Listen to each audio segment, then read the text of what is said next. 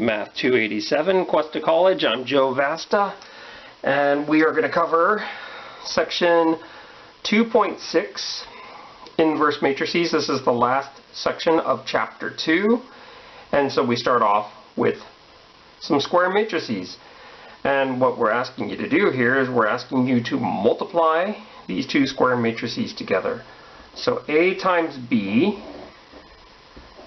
5, 7, 2, 3,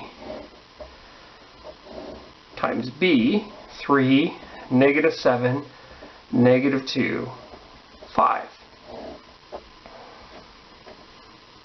Okay, so we're going to do that thing with the Roadrunner and the Coyote where we go 15 plus a negative 14 is 1.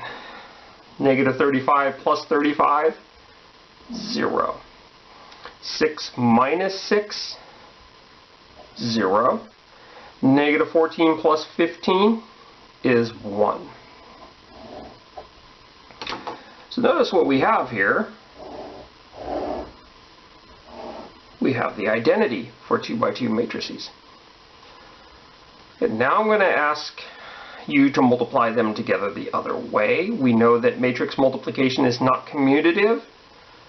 Sometimes that you can find two matrices that do commute. So let's see what happens in this case.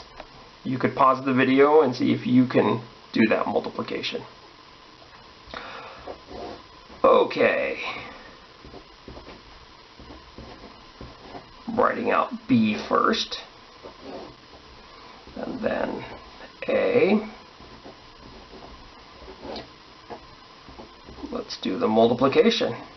So this is 15 minus 14 is 1. A 21 minus a 21 is 0. Negative 10 plus 10 is 0. And negative 14 plus 15 is 1. So it looks like we get the identity when we multiply the other way. And so when this happens,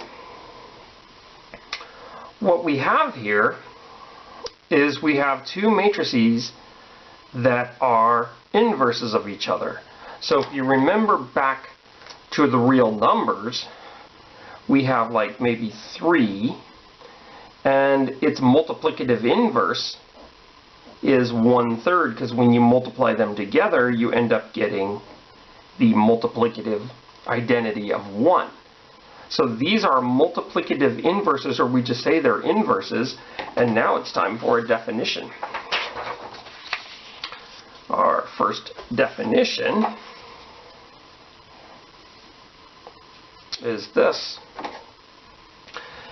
If AB equals BA equals the identity, then A is called invertible. Some books will call it non-singular, but we'll just stick with invertible.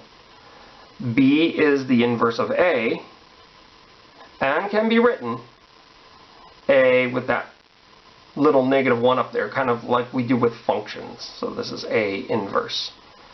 Now, B is the inverse of A, but A is also the inverse of B when this happens. Theorem. A inverse is unique. That means when they ask you to find the inverse in your homework, there's just one correct answer. Definition. A matrix with no inverse is non-invertible. So there are matrices out there, square matrices, that do not have an inverse. So we call them non-invertible. And some of those books that use non-singular would call that singular. Let's take a look at the next theorem. It says if A and B are square matrices and AB equals the identity, then B times A is going to equal the identity as well. So had we known that theorem, then we would have known that BA, before we multiplied it out, would have given us the identity as well. So that is the deal with inverse matrices. And what we're going to do now is we're going to actually find out how to find the inverse matrices. So before we get going with this, let's just say that I can write this down, that B is the inverse of A, and we can say that A is the inverse of B. We can even label B, now that we know, I'll do this in blue, we can label this with this notation. Whoops, what am I doing here? A inverse. Okay, so our next question asks us to find the inverse. And you might be thinking to yourself, well, don't we already know the answer?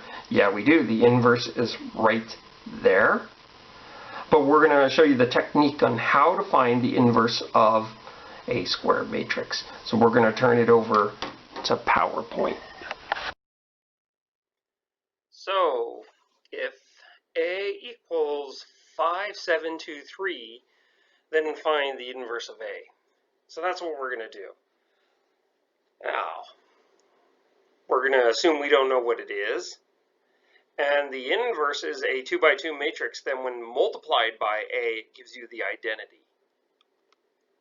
So we have something that looks like that. So we don't know what A, B, C, and D are. And so I'm going to multiply those matrices together. When I do that, I'm going to go like the 5 times A plus 7 times C. So that's 5A plus 7C. That's going to be the first entry.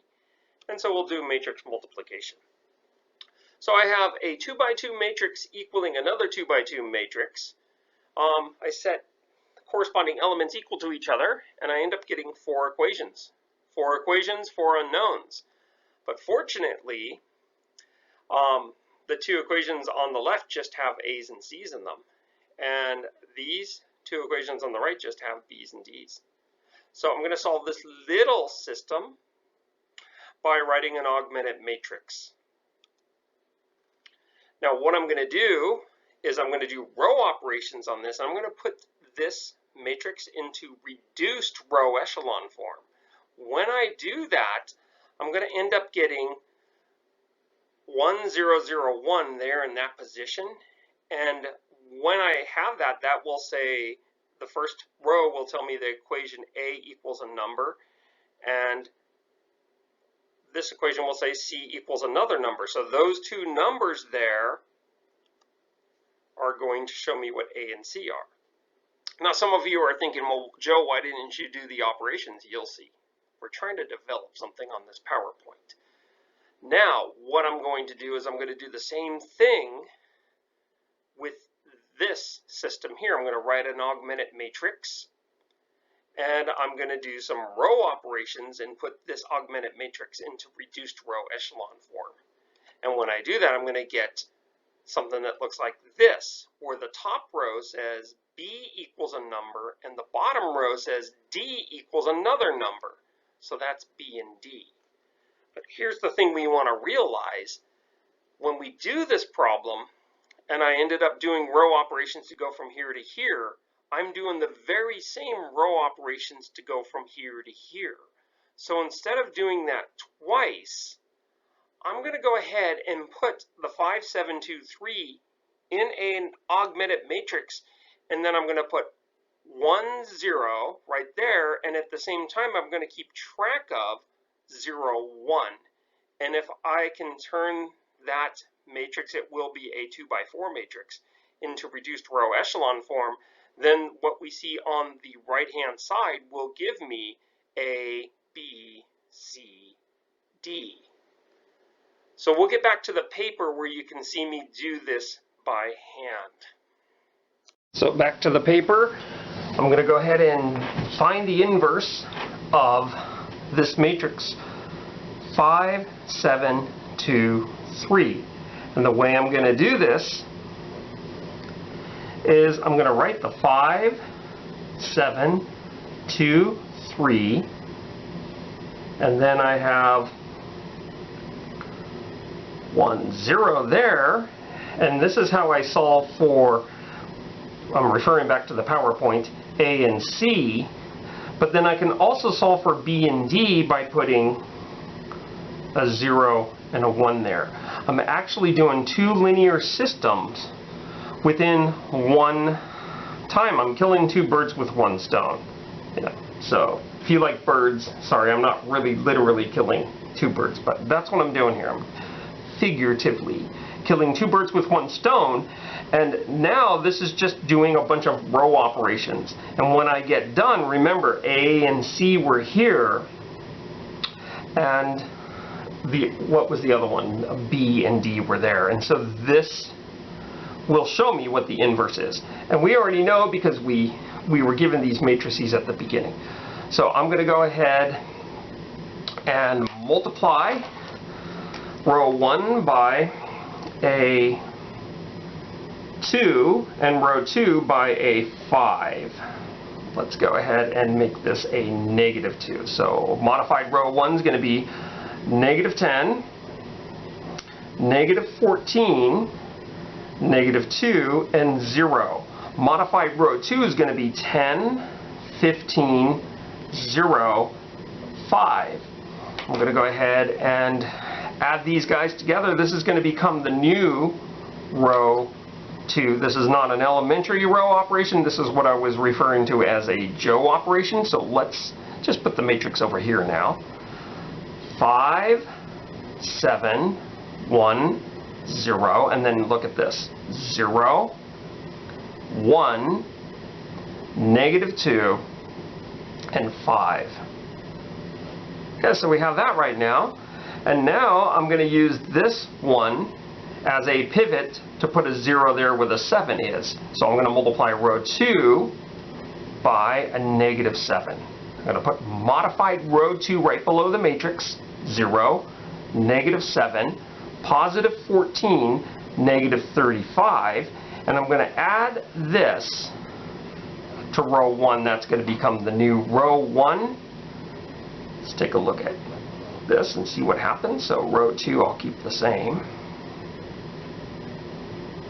And new row 1 is going to be 5, 0, that's what I wanted at 0 there, 15, and -35. Okay, so I want to put this matrix in reduced row echelon form.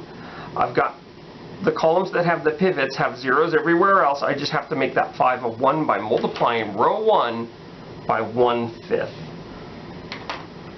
When I do that, I end up getting 1, 0, 3, -7, 0, 1, -2, 5.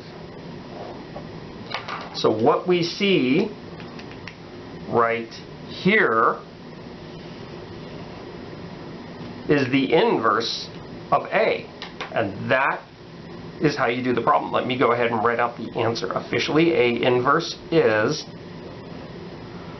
3, -7, -2, 5.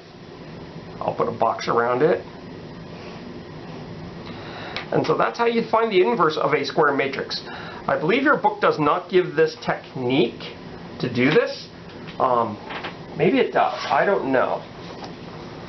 I guess I should read the book. So here it is. What we just did is the Gauss-Jordan technique to find an inverse. Let A be an n by n matrix.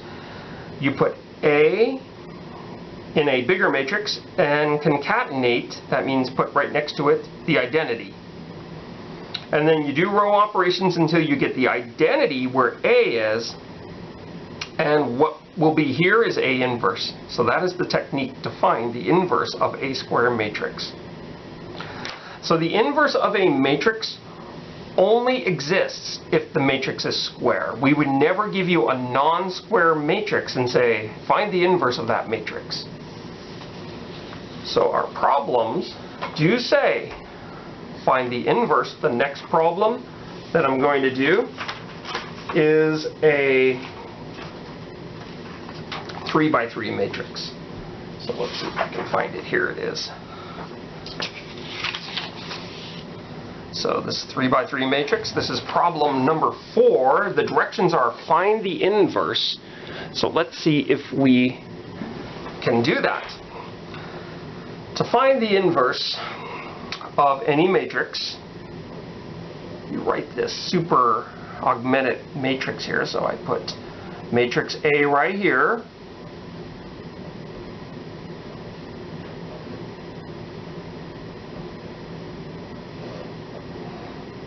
What did I just do?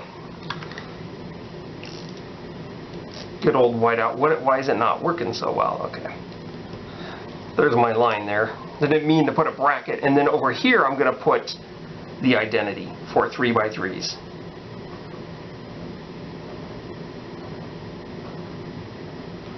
And now this whole problem is me doing row operations until I can put this in reduced row echelon form. So I'm going to go ahead and multiply row 1 by a -3 to put a 0 there. So 1 is my pivot, -3, modified row 1 looks like this, -3, -6, just multiplying here, 0, -3, 0, 0. I'm going to add that to row 2. That's going to get me the new row 2. Going to leave a little space here because I'm going to go ahead and take care of this one in the same step. So this matrix, first row is the same. Second row, we'll be careful. So -3 plus 3 is 0, and -1 and a -6 is a -7. Then we have 2, -3, 1, and 0. Let's go ahead and multiply row 1 by a +2 to zero out that entry right there. So modified row 1 will be 2, 4, 0, 2, 0, 0. I'm going to add that to row 3, and this is going to become the new row 3. So I'm looking at the greens here. 0, and then 4 plus 3 is 7. 0 plus a -2 is -2. And what do we have here? 2. And then this is a 0. And then a 1. I'm going to get another piece of paper here because we're running out. I know you might think, well, you have room over here, but maybe not enough room. So we'll just move this a little. Or a lot. And notice rows 2 and 3. They're really multiples of each other. In fact, what I'm going to do is I'm going to keep row 1 the same.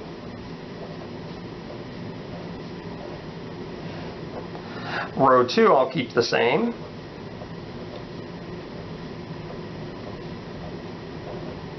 And row 3, when you add them, look, 0, I'm going to add row 2 and row 3 together, and that's going to become the new row 3.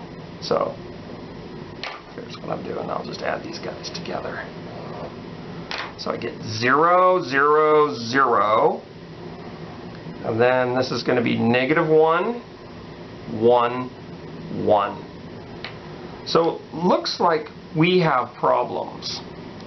And the problem we have is that we can never take our original matrix and do row operations and get the identity. Now, how do I know that? Because by this time we have 0, 0, 0 there. This guy, our original matrix, is not row equivalent to the identity. And that you'll know because you'll have a row of zeros, at least a row of zeros when that happens. And so let me just put this, that this guy right here is not I3. It can never be I3. And some of you are like, well, should we continue to put it in reduced row echelon form? No, game over.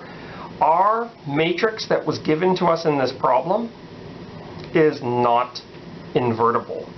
So that's going to be our answer. All this work for nothing. A is not invertible.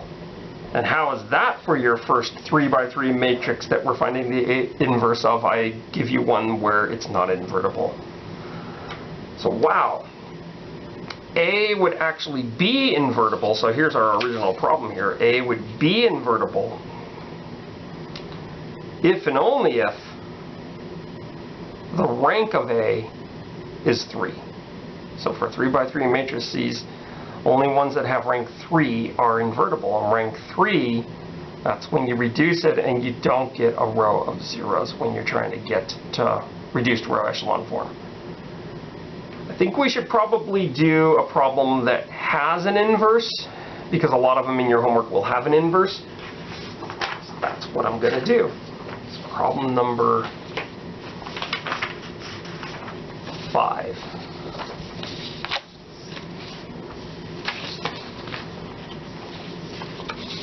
Okay, the directions are find the inverse of A. And so let's go ahead with our procedure that we call the Gauss-Jordan technique, where we write out matrix A.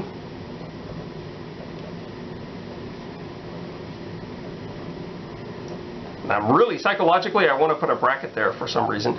Put a line there, and I'm going to put the 3x3 identity.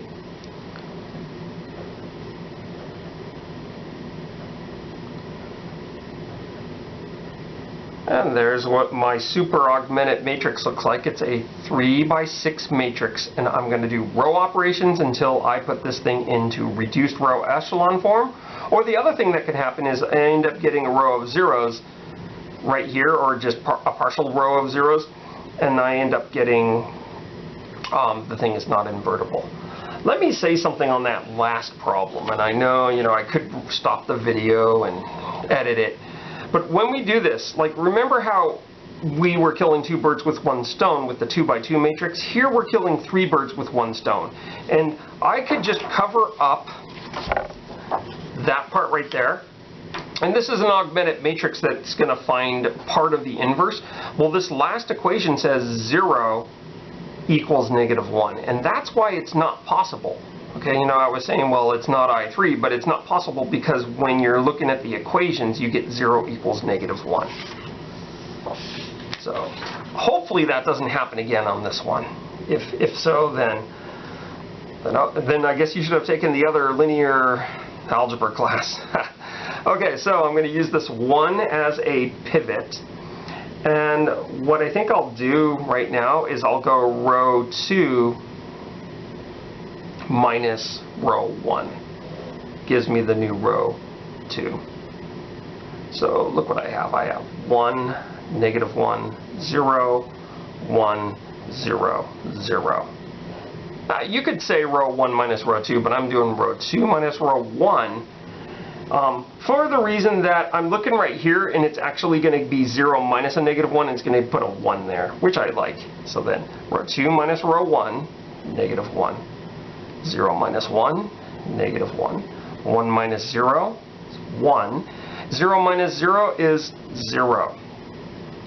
Okay, so I've used this to put a 0 there. That's what I have here. Now I'm going to use my pivot to put a 0 where the -6 is. So I'm going to multiply row 1 by a +6 to put opposites there. So temporary row 1 is 6, -6, 0, 6, 0, 0. I'm going to add that to row 3 to give me the new row 3. So the new row 3 is going to be -6 plus 6, that's 0. 2 minus 6, that gives me a -4. 3 plus 0 is 3. 0 plus 6 is 6. 0 plus 0 and 1 plus 0. Okay, it looks like I'm going to need a few pieces of paper to finish this problem. So it looks like I have zeros underneath this pivot. Now I'm going to use this pivot, this one right here as my pivot, and put a 0 right below it by multiplying equation or row 2 by the number 4. And that will put opposites there. So what do I have here? I have 0, 4, negative 4, negative 4, 4, 0. And I'm going to add that to row 3.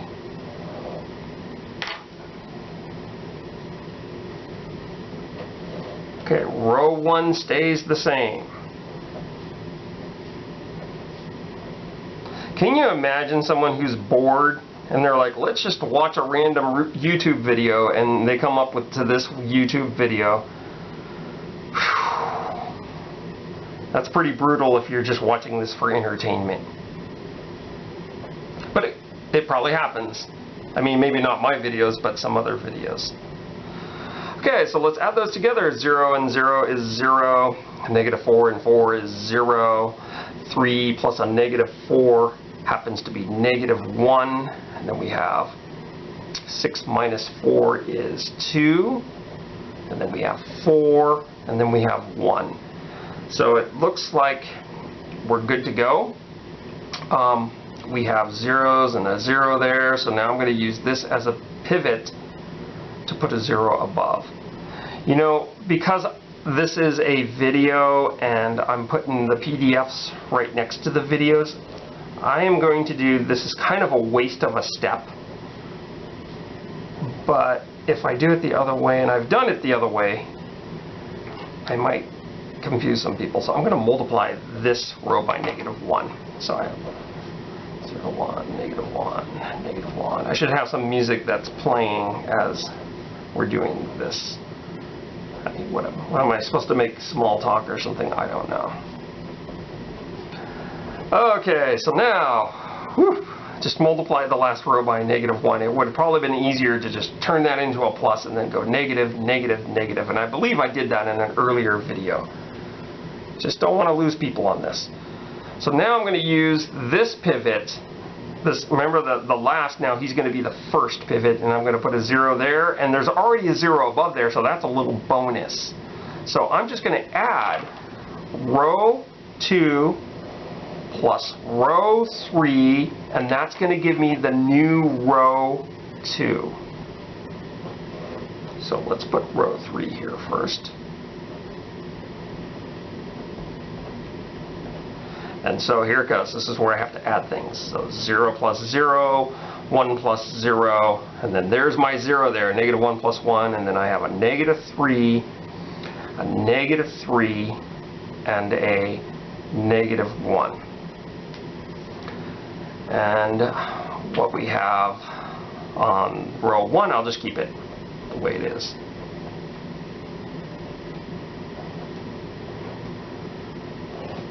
Okay, so this guy's done. Okay, so he's a pivot. Where's my orange? Here are my pivots. That guy, we're not going to do anything else with him. That guy's our next character. We're going to use him to put a 0 right above him, which is pretty easy because all I'm doing now is adding row 1 plus row 2 gives me the new row 1. So let's do that. So I'll write the bottom rows first.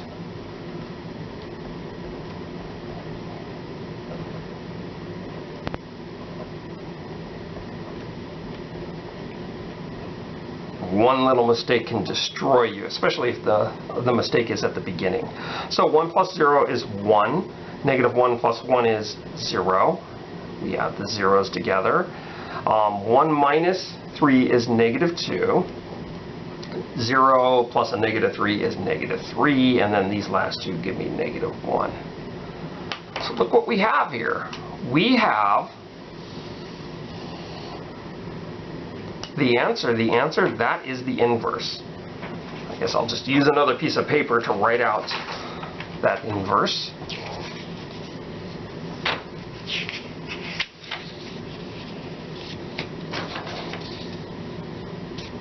So A inverse equals this 3 by 3 matrix. So all I'm doing is just writing down my answer. If I were to multiply this matrix that I'm writing by A, I would end up getting the identity, and somehow that concept is very important in linear algebra. Now, a few things that I want to point out that I did not point out, if I can find, I might not even be able to find what I'm trying to point out here. This is kind of bad when you're doing lecture videos, because in class someone always asks this question. Remember our very first examples, and I gave you a matrix and its inverse. Some of you noticed that, hey, look at this. These numbers look like they're in the inverse. You know, except some of them are negative and some of them are switched around. Is that always going to happen? And the answer is no. And it happens here because of something called the determinant happens to be 1, whatever that means. But when the determinant happens to be another value, and right now I could be talking Greek, that will not happen. And here is an example of that not happening. Our original problem for 5 was this 3 by 3 matrix. I don't see a 6 or a negative 6 anywhere here. Now some of you might be saying, well, look, you've got all negatives. Does that always happen? No, that was a coincidence. I just picked a problem where the inverse had negatives everywhere, which is probably a hard thing to do if you were doing this randomly. But I don't know where I even got this problem from. So that is the deal. That's what you'll be doing in 2.6. The worst part of 2.6 is row operations. Why? Because they're tedious. So let's go ahead and look at a theorem.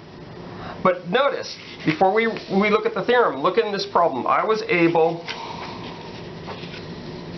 to take matrix A and its row equivalent to the identity. So I was able to get a result and find the inverse matrix. So that's what the next theorem is going to be describing. So this theorem is called the invertible matrix theorem. Let me go ahead and cover up those props so we're not going, what is that all about? You have a square matrix, size n by n. The following conditions on A are equivalent. Well, guess what? This was a theorem we saw earlier where it was just the last 4 conditions. So now we know this word invertible. A is invertible, which means A is row equivalent to In, which means the rank of A is n, which means AX equals 0 has only the trivial solution, which means AX equals B has a unique solution for every B in Rn. So we kind of went over this theorem, but now it's a little bit more involved. So what I'm going to do is to prove theorems, especially if you have this condition is equivalent to this condition. It's an if and only if, but I'm just going to do a proof. This is just dedicated to the math majors in here, that if A is invertible, then AX equals B has a unique solution for every vector B in Rn. So I'm going to do that proof. I'm going to prove that 1 implies 2. Now, if you really wanted to do a proof of this theorem, you would have to do 2 implies 1. Or you can actually make a circle of implications, and then once you get to 5, 5 implies 1. So there's lots of different ways to do proofs in math. So I'm going to go ahead and do a proof. Some of you who are doing the bare minimum for the class, you might want to just skip over this section on the video. So here it goes. We're saying that condition 1, which is A is invertible, implies condition 2 that AX equals B has a unique solution for every B in Rn. Okay, so we're assuming A is invertible. Here starts the proof. I'm going to write down the AX equals B.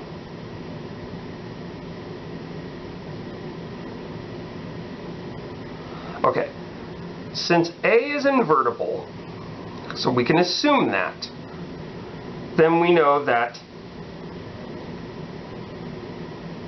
A inverse exists. Okay? I'll just say because A is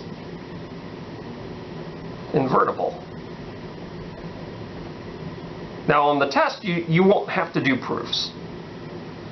Okay, a inverse exists, which means I can multiply both sides of this equation by A inverse. Now we have to be careful with equations when we're working with matrices. I have to, when I multiply on the left hand side of the equation and I multiply A inverse on the left, on the right hand side of the equation I have to multiply A inverse on the left of vector B. Okay, so what happens to that? Well, A inverse times A is I, and I know that I is kind of hard to see. It's the identity. The identity is kind of like the 1 matrix. So you have the 1 matrix times X. That just gives you X. So X is really the solution to this linear system, and X equals A inverse times the B vector, which is unique. It's a unique solution because there's a unique inverse and B is a fixed vector, so it's a unique solution for every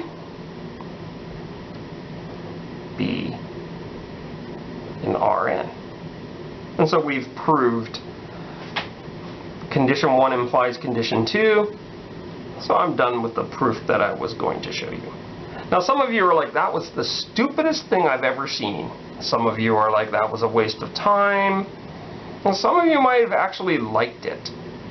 I know that's really, if you did, you don't have to say it out loud that you did. But that, a proof in math is just showing you why something is true. If you become a math major and you take higher math classes at the university, a lot of those high math classes will have proofs. And depending on your professor,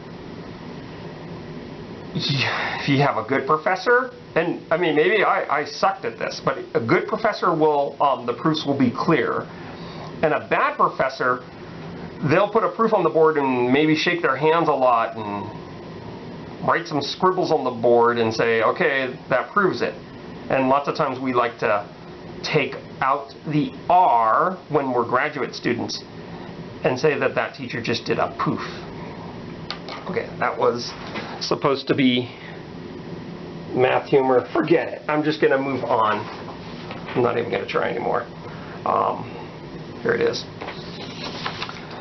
So we're actually going to use what we kind of proved to do a problem. These are, you'll see some of these kinds of problems in your homework. We are to use, look at, use inverse matrix. That's great English. That's why I'm not an English teacher. Use inverse matrix to solve. Okay, so what do they mean, inverse matrix? Well, look at this. Matrix A, for this example, is a 3 by 3 matrix. So let's go ahead and spell it out. This is really 1, -1, and in the first equation, Z has a 0 in front of it. Equation 2, in the row 2, we'll have this. Well, this will be 1, 0, -1. And then the third row, we have -6, 2, and 3. And then right-hand side vector looks like this. -2, -4, +15. What are we trying to solve? We're trying to solve this system. A X equals B. They're asking me to use the inverse to solve this. Now here's the deal. This, if I can find it,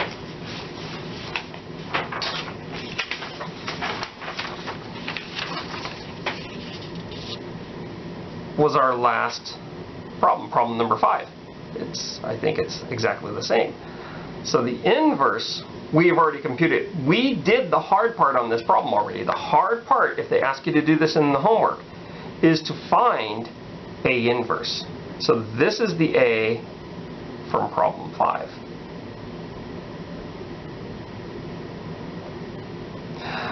Oh, by the way, the homework's not going to say use the inverse matrix to solve and give you a system where this matrix A is not invertible. That would be mean.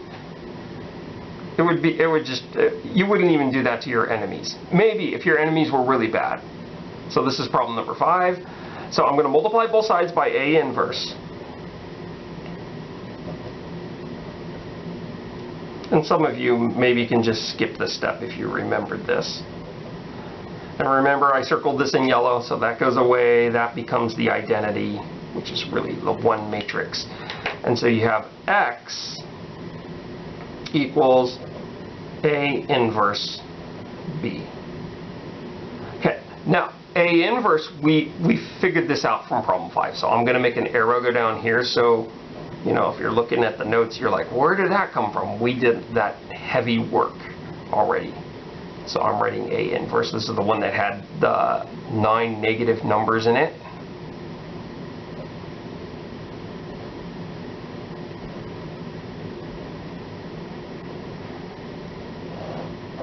Okay, so that's A inverse, and then I'm going to multiply it by the right-hand side vector, -2, -4, 15.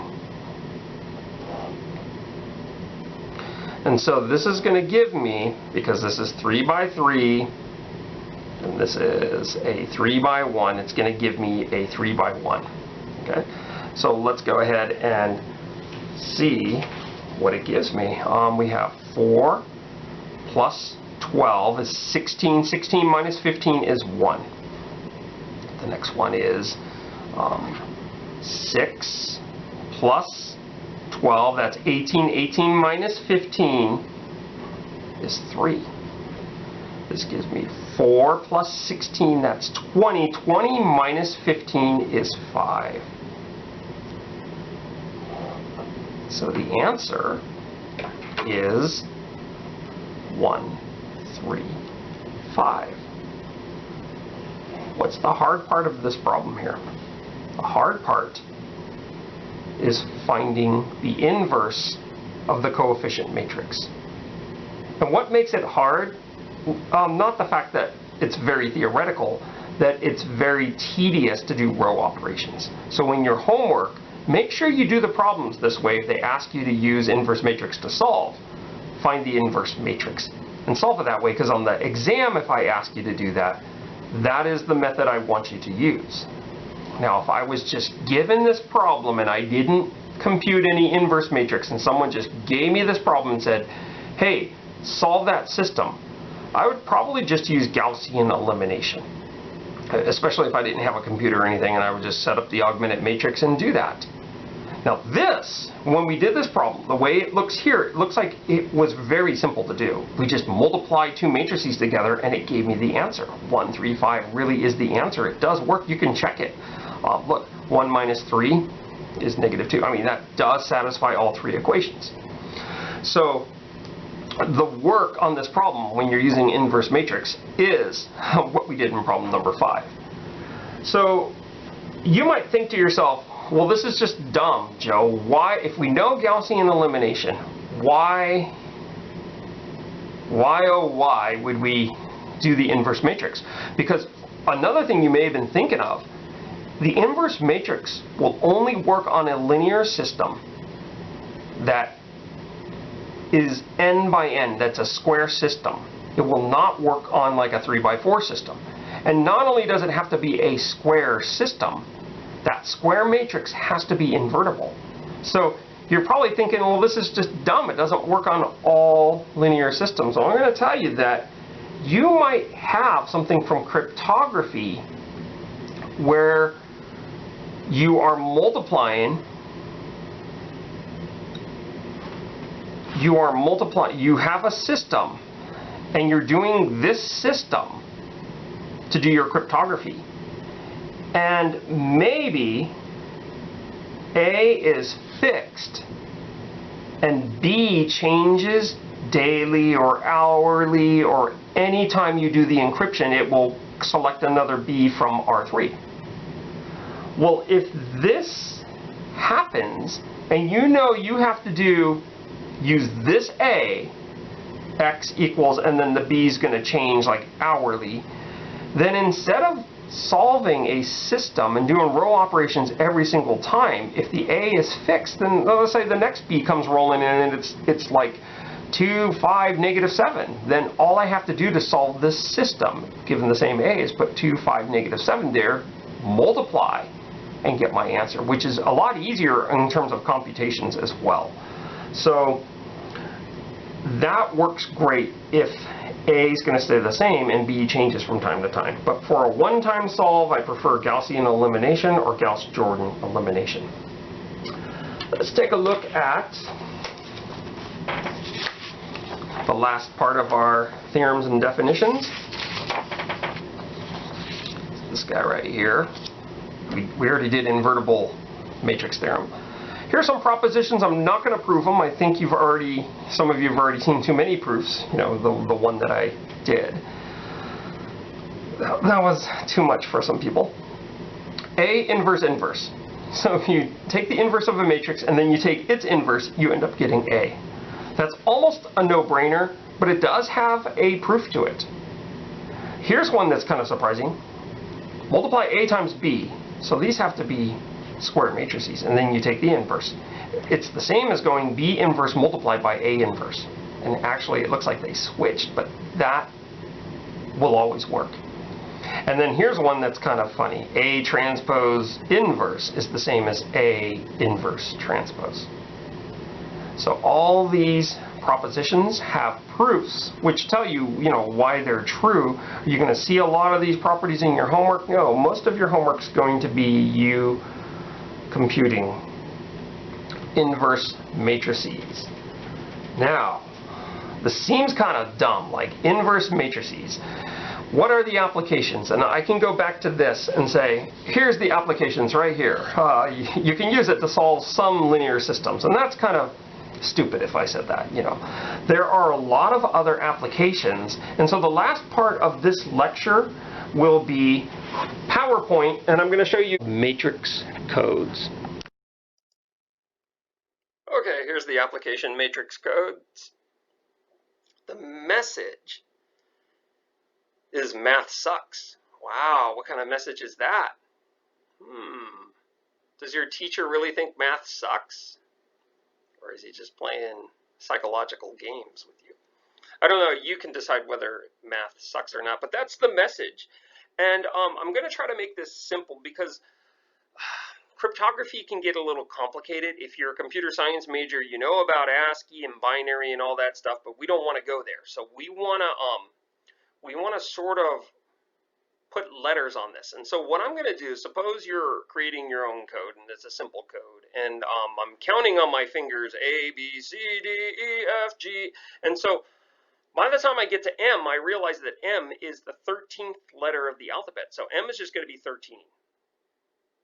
Then A is going to be 1, and T, it's sad that I can't say the alphabet without singing that stupid alphabet song, but T is going to end up being 20. So this is what you do. Here is the uncoded message, which means if the bad guy found this, maybe he intercepted this, was flying across the internet or over the, in the air somehow, they would be able to figure out that you are telling your friend that math sucks. Okay, so this is what I'm going to do. I'm going to show you block codes. I'm going to code those up, group them in terms of 3. So 13, 1, 20. That's the first block. Now, you can see that this is a matrix. In fact, it's a 1 by 3 matrix. And then here's another 1 by 3 and another 1 by 3. Now, I picked a message that was divisible by 3. Had I picked a message that was not divisible by 3, the last matrix, or we can call it the row vector, I would pad with zeros or just garbage or whatever. So I create 3 matrices, and now this is going to look so familiar. There's that matrix A we've been using in lots of examples, and we've actually computed A inverse. That's the one with all the negative numbers. So suppose I'm sending this message, math sucks, over to a buddy in like the UK. Well, I first have to establish the key.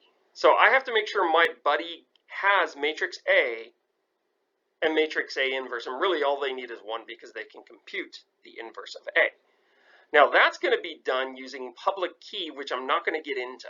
Okay, so there's got to be a way you can exchange keys without actually going there and physically giving your buddy the key. So how am I going to encode these blocks? These are 1x3s. And then my encoding matrix is a 3x3. So I think what I'll do is I'll take this 1x3 and multiply it by this 3x3. And I'll do that for each of the blocks. And so there it is. 13,120 times A, and I didn't write out A because I wanted to fit this, is negative 106, 27, 59. And then I did it with the next block and then the next block. And so what I end up getting is a result. Here's my encoded message. So if this is flying over the internet going toward the UK and the bad guys see this negative 106, they'll be a little confused. They'll see the 27, they might go A, B, C, D, E, and get up to Z and go, oh, wait a minute, what's this 27 and 59? And then they'll just give up. It's not always that easy. The bad guys don't always give up, and things are more complicated than this. So let's see what happens in England or the UK. So let me remind you, here's the matrix. The encoding matrix, this is the decoding matrix, here's the encoded message. So your buddy in the UK will break this up into blocks of 3 and do the multiplication. So look, negative 106, 27, 59 times A inverse.